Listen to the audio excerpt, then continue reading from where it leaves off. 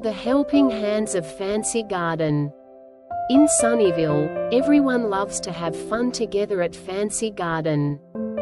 Fancy Garden is full of joy and laughter. Children share toys and play games. Mia is a cheerful girl.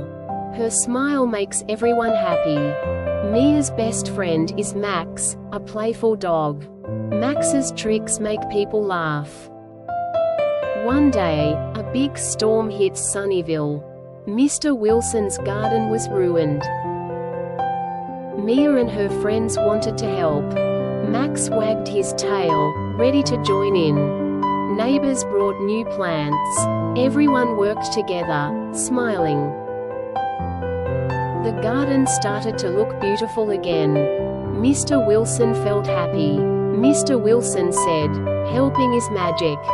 Together, we can do anything."